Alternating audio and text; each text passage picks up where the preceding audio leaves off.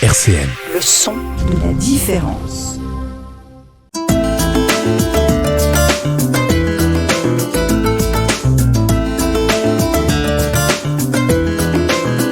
Les masques tombent sur RCN. Bonjour à tous et bienvenue dans Les Masques tombent, l'émission où on parle de culture et de vie associative à Nancy et aux alentours. Aujourd'hui, je reçois Charlie, un photographe nancéien. RCN, Les masques tombent, Elisa Gautron. Bonjour Charlie. Bonjour. Comment tu vas ? Ça va très bien, merci. Et toi ? Ça va. Est-ce que tu pourrais te présenter un petit peu pour les gens qui ne te connaissent pas trop ? Je m'appelle Charlie, j'ai 37 ans et je suis photographe. Et t'es photographe depuis combien de temps ? J'ai commencé la photo, ça fait pas loin de 15 ans. Après, à savoir depuis quand je suis photographe, ça, je ne saurais pas te répondre. Et comment t'as commencé la photo du coup ? C'est quelque chose qui s'est fait déjà assez naturellement, même si l'élément déclencheur, ça a été une séance photo qui était organisée à l'époque par ma mère. Elle m'a traîné à une séance photo un dimanche en famille. Et c'est avéré que quand je me suis présenté à cette séance photo, je me suis pas senti vraiment à ma place. En revanche, j'avais une vraie curiosité pour ce que le photographe faisait. Et de ce jour-là, je me suis dit quand même que je me sentais plus à l'aise dans une démarche d'observation. Oui.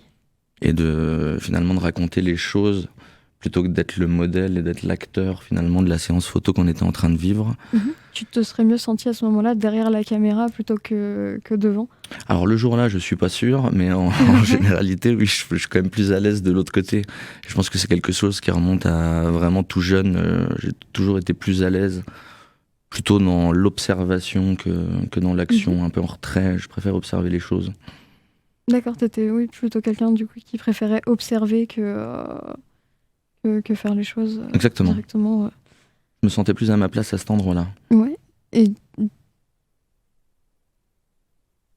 est-ce que de base t'étais destiné à faire de la photo ou c'était pas du tout le domaine dans lequel tu pensais travailler plus tard ? Jamais de la vie. Je crois que jusqu'à mes 20 ans et même encore après, j'aurais jamais imaginé déjà que ce soit une passion. On va pas se mentir, c'est quelque chose qui est arrivé quand même.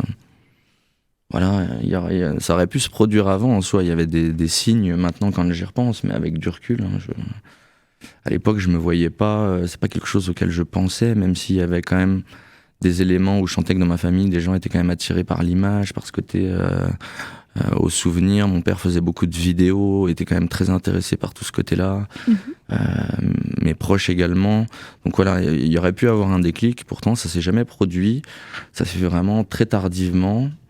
Et un peu comme une rencontre amoureuse, quoi, si j'ose dire. Je l'ai pas vu venir, et puis du jour au lendemain, ça a commencé à prendre un peu de place dans ma vie, puis encore un peu plus de place, au point que j'organisais mon temps pour avoir plus de temps à accorder à la photographie, pour pouvoir vivre cette passion en fait pleinement, mais sans jamais me dire tu seras photographe. C'était simplement un exutoire, une façon de communiquer qui me semblait plus adapté à ma façon et mon envie de communiquer avec les gens, en fait, tout simplement. Oui, c'était plus un passe-temps qu'un travail à ce moment-là.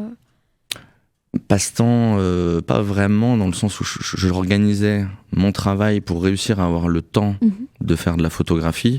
Donc du coup, le temps c'était du temps de qualité que j'accordais à cette passion naissante. Et ça demandait quand même une certaine logistique, parce que comme tout le monde, j'avais un travail qui me prenait beaucoup de temps.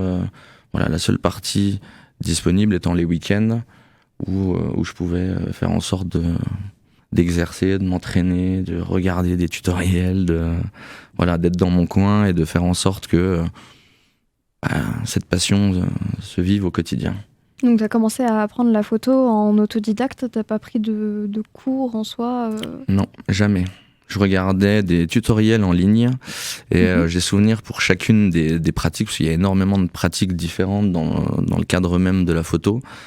Et pour chacune des pratiques, j'allais regarder, peut-être 15 tutos différents de 15 photographes qui allaient expliquer chacun la même chose, mais avec des mots différents. Et une approche aussi qui était différente. Il y en avait certains sur lesquels je me retrouvais plus sur certaines techniques, d'autres sur d'autres.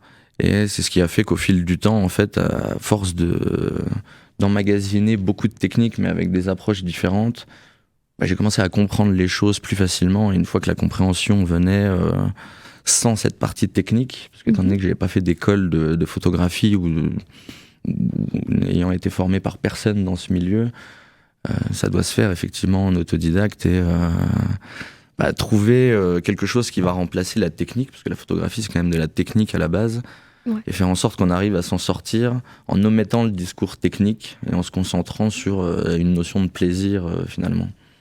Ça marche. Et après, tu t'es lancé. Quand est-ce que tu t'es lancé en tant que photographe pro du coup ? Je ne me suis jamais lancé officiellement, c'est-à-dire il n'y a pas un jour où je me suis dit je vais me lancer dans une communication et je vais en vivre. J'ai souvenir de partager certaines photographies, même si j'en partageais pas beaucoup à l'époque, sur les réseaux sociaux. J'ai souvenir de ça. Un jour, mon frère m'a dit arrête de partager ça sur ta page Facebook, les gens s'en foutent royalement de tes photos. Crée à la rigueur un univers qui est dédié à ça, où les gens que ça intéresse pourront suivre. Chose que j'ai faite, j'ai créé une page à l'époque, une espèce de page d'abonnés, je sais pas comment on pourrait appeler ça, une page Facebook en fait tout simplement, sur lesquelles je publiais les photos et c'était un peu une proposition et les gens qui s'y retrouvaient pouvaient venir les regarder. Et de fil en aiguille, il y a eu quelques contacts qui se sont faits comme ça, qui m'ont proposé de couvrir des événements, parce qu'ils étaient sans doute réceptifs à ce que je pouvais proposer, et puis de fil en aiguille, il y en a eu un petit peu plus, et disons que la confiance qu'on m'a accordée, finalement, à être là et à immortaliser ces moments-là, c'est ce qui font que ça m'a donné la confiance, et où je me suis senti un tout petit peu plus légitime à dire, ok, écoute, ça va devenir peut-être ton activité. Oui, c'est là que tu as vraiment senti qu'il y avait quelque chose qui avait basculé entre juste l'exutoire et l'activité. Oui, effectivement. C'est-à-dire que quand on le fait pour pouvoir finalement coucher sur papier, si j'ose dire, des ressentis, et que des gens ils sont réceptifs et se disent mais moi j'aime cette façon finalement de voir les choses, parce qu'on a quand même tous le même outil. Ce qui va changer d'un photographe à l'autre, c'est certes la technique. Ça, c'est quelque chose qui peut s'apprendre avec le temps. En revanche, la proposition visuelle qu'on va faire des choses, on peut prendre 10 photographes différents, ils auront tous un regard, c'est le cas de le dire, différent sur chaque situation. Oui. Et toi, juste comme ça, c'est quoi la chose que tu aimes le plus faire maintenant en tant que photographe C'est une question compliquée. Ce que j'aime le plus faire, je crois que c'est vraiment quand quelqu'un m'appelle et me dit je dois, parce que pour remettre les choses dans leur contexte, étant donné que je travaille pour les entreprises, c'est quand même souvent dans une démarche d'entreprise. Et ce que j'aime le plus faire, c'est quand on m'appelle et qu'on me donne une problématique et qu'on me dit on aimerait que ce soit vu avec toi et avancer ensemble dans cette problématique donnée. Et dire on propose un projet. Parce que l'avantage, c'est quelque chose qui se fait ensemble. C'est-à-dire, on m'appelle pas en me disant je veux ça, ça, ça. On m'a dit, on aimerait faire un projet avec toi et on pense que tu es la personne la plus adaptée pour nous accompagner sur ce projet-là. Ouais. Viens, on en discute. Ça, c'est ce que je préfère faire. Ça marche. Les masques tombent, du lundi au jeudi de 13h à 13h30 sur RCN. Alors Charlie, maintenant tu es devenu photographe professionnel et ce qui te fait vivre principalement, c'est la communication pour les entreprises. Alors la communication, pas uniquement. Les entreprises, oui, on va dire en grande majorité, dans le sens où c'est quand même à 90% du temps pour les entreprises que j'interviens. Il y a quand même des petites périodes où il m'arrive d'intervenir pour les particuliers, mais on pourra en parler effectivement sur une démarche de bon cadeau. Néanmoins, les entreprises, oui, c'est ce qui me fait vivre quand même quasiment toute l'année, aussi bien dans une démarche de communication que dans une démarche de projets photographiques, de projets artistiques qu'il peut y avoir au sein d'une entreprise. Mais voilà, tout ça rattaché quand même autour des entreprises. Il y a quand même beaucoup de portraits, si je dois répondre à la question d'un point de vue plus simple, c'est quand même beaucoup de portraits qui me font vivre à l'année. D'accord. Et oui, j'allais dire qu'est-ce qu'on te demande le plus, mais du coup c'est les des portraits. Les portraits, en tout cas depuis un certain temps, c'est quand même beaucoup sur les portraits qu'on m'appelle le plus. Oui. Et c'est quoi que t'aimes le plus faire avec les entreprises ? C'est vrai que les portraits, c'est quand même quelque chose qui m'a toujours tenu à cœur, de par le fait que je sois très attaché au regard des gens. Donc forcément, le portrait s'inscrit assez facilement dans les choses que je préfère faire. Oui. Ouais. Et comment ces entreprises, elles te contactent du coup ? Directement par téléphone la plupart du temps, parce que ça se fait beaucoup par le bouche-oreille, moi pour ma part. Il y a les réseaux également qui apportent une partie de visibilité et qui permet aux entreprises de me contacter par mail. J'ai plus de fax, hein, mais si c'était le cas, ils pourraient me contacter aussi directement par fax. D'accord. Et en plus du coup de travailler pour la communication, notamment avec les entreprises, tu as un partenariat avec l'UGC ? Oui, exact. Depuis 2018. Qu'est-ce que tu fais exactement dans ce partenariat ? Avec UGC, je couvre des tournées de promotion de films. C'est-à-dire qu'en fait, le directeur de l'UGC me contacte pour la promotion d'un film, annonce la sortie du film, les acteurs avec toute l'équipe de presse autour. Ça peut aller du distributeur à l'attaché presse. Et je les suis sur une partie de leur tournée de promotion à Nancy. Dans cette tournée de promotion, je réalise les photographies, donc ça va de la photographie de reportage aussi bien à la radio comme ça peut être le cas ici, donc de façon couverture, donc radio, interview, etc.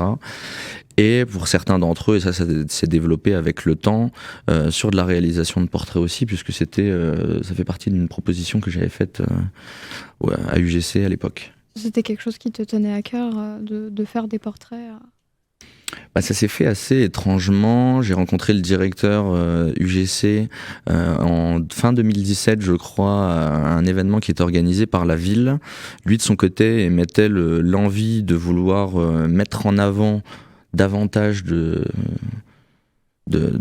tournées de promotion de films au sein de ces deux établissements de Nancy, donc UGC. Et quand on s'est rencontrés, ça a été d'abord un échange humain où il me dit écoute, qu'est-ce que tu fais donc je lui explique, lui de son côté m'explique son activité et la volonté qu'il avait du coup pour cette partie de promotion de film, et il me dit écoute, est-ce que tu aurais quelque chose à me proposer en ce sens? Et c'est vrai qu'instinctivement, ce qui m'est venu en premier, c'était la partie portrait. Donc c'est pas forcément la partie la plus évidente pour lui à caser, parce qu'il faut faire en sorte que les acteurs aient confiance en moi pour réaliser le portrait. Lui voyait la partie effectivement reportage en salle. Moi je voulais absolument apporter cette partie portrait. Il m'a fait confiance sur ce point, et puis on a commencé à faire une première tournée de promotion à l'époque, je me souviens, avec l'équipe de Philippe Lachaud. Ça s'était très très bien passé. Et quelques semaines après, donc suite à cet essai, il me contacte et me dit écoute, il y a Jean Dujardin et Mélanie Laurent qui viennent à Nancy. Qu'est-ce qu'on fait? Est-ce qu'on se lance? Est-ce que ça te convient? Et forcément, après avoir pris mon souffle pendant quelques minutes, je lui ai dit on y va, allons-y. Super. Et du coup là ça continue encore aujourd'hui Ça continue, on a fait énormément du coup en 5 ans, ça continue, ça s'est très très bien passé, les acteurs ont très très bien réceptionné la chose, et je les remercie de m'avoir fait confiance, et je suis très honoré de pouvoir avoir ce partenariat avec UGC, rencontrer toutes ces personnes autour d'une journée d'échange sur leurs films. Voilà, c'est des projets qui sont plus grands que moi, et c'est quelque chose que j'aime beaucoup. Ça marche. Et du coup, tu as un autre partenariat avec l'Office du tourisme aussi? Oui, depuis cet été. Effectivement, c'est plus récent, mais depuis cet été, avec l'Office du tourisme, sur des cartes postales de la ville de Nancy. Et c'est quelque chose qui me tenait à cœur depuis très longtemps, de pouvoir proposer des cartes postales. Donc voilà, Donc c'est toi qui prends les photos et eux impriment les cartes postales Même pas, non. Initialement, c'est un projet qui a été initié par Yellow Corner, qui m'a mis en contact effectivement avec l'Office du tourisme. Eux, de leur côté, avaient déjà des propositions qui étaient faites en termes de photographie, mais vraiment sur de l'édition de photographie classique sur papier. Et moi, de mon côté, je voulais pas leur proposer quelque chose en ce sens, puisque j'avais déjà des partenariats qui étaient en cours sur finalement de l'impression sur différents supports. Mais comme le projet avec les cartes postales qui était fait depuis 2018 était quelque chose qui me tenait très à cœur, je trouvais une belle façon de poursuivre l'aventure des cartes postales en proposant à mon tour. D'accord, alors on va reparler de Yellow Corner dans un instant.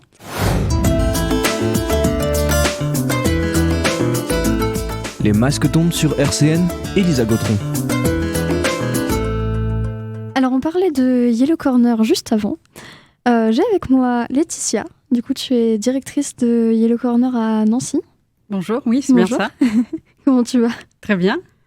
Est-ce que tu pourrais expliquer ce que c'est Yellow Corner ? Alors, Yellow Corner, c'est une galerie de photographie en édition limitée et numérotée, et avec des photographies qui peuvent se décliner dans plusieurs formats, plusieurs finitions. Actuellement, on a un catalogue d'à peu près 3500 photographies différentes. D'accord. Il y a beaucoup de photographes dont les photos sont disponibles à Yellow Corner ? On en a à peu près 350 actuellement. Okay. Oui, c'est pas mal. Ouais. Et c'est disponible dans le monde entier, du coup ? Oui, c'est une marque qui est française, mais qui est présente à l'international. D'accord. Et donc, on peut acheter les photographies à l'international Oui, que ce soit sur le site internet ou dans les galeries physiques. Il y en a aux États-Unis, il y en a en Inde, il y en a un peu partout. Et comment vous vous êtes retrouvés à exposer les photos de Charlie à Yellow Corner, du coup ?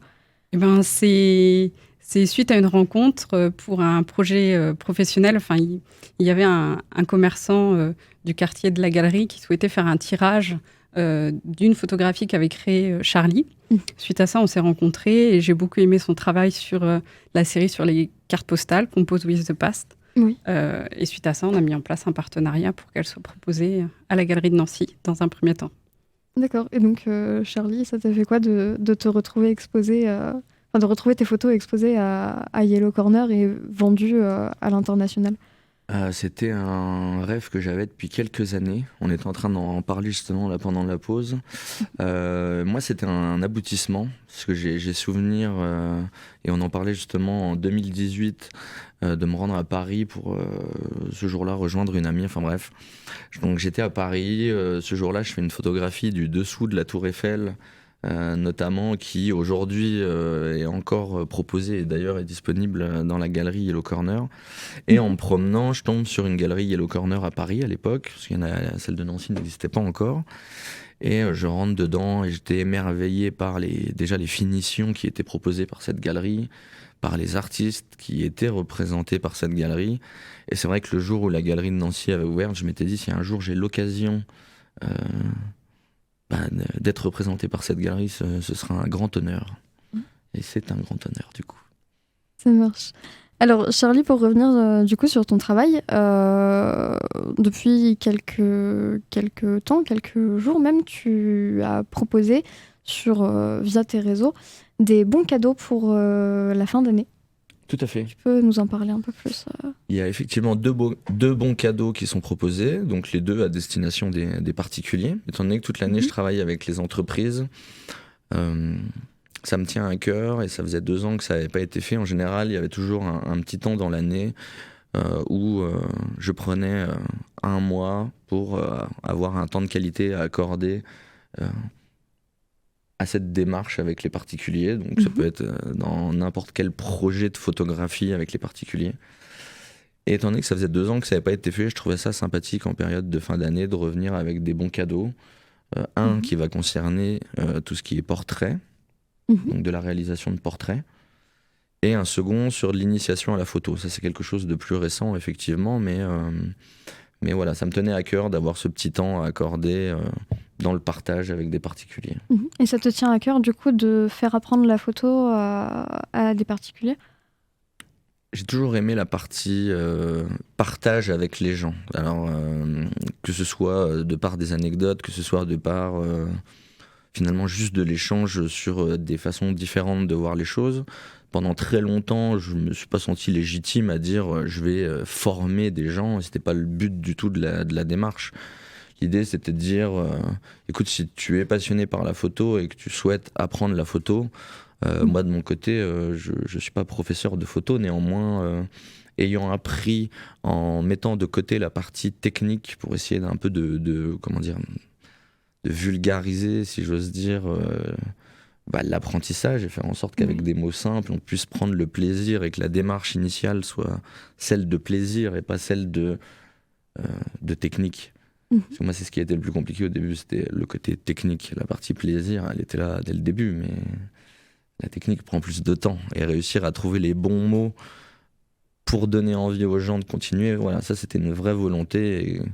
Et quand j'ai senti avec des proches que ça pouvait fonctionner, je me suis dit, allez, lance-toi, propose-le. Et puis de toute façon, ce sera à chaque personne de décider de savoir si je suis légitime ou pas pour le faire. Ça marche. Et du coup, tu as lancé ça cette année Les initiations, ça fait déjà 2 ans, mais l'année dernière, étant très chargée sur différents projets professionnels et sur différentes galères personnelles, on va pas se mentir, ça a été mis un peu de côté et j'ai pas eu le temps nécessaire à... Voilà, je voulais pas que ce soit vite fait, donc j'ai préféré ne pas le faire l'année dernière, et là je reviens avec un petit peu de temps et une envie du coup encore plus après 2 ans de retrouver. Il y a des gens, je les ai eus tous les ans quasiment à cette démarche de particulier, il y en a que j'ai vu grandir, donc ça me fait plaisir de revenir après 2 ans avec des bons cadeaux et de partager un temps de vie avec les gens et d'immortaliser tout ça, quoi. Sachant que d'habitude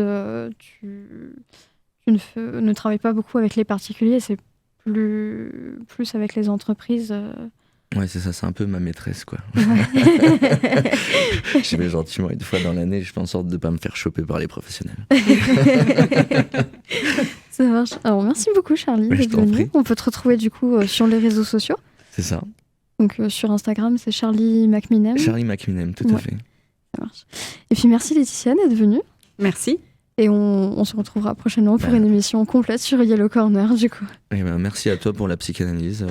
C'était très sympa.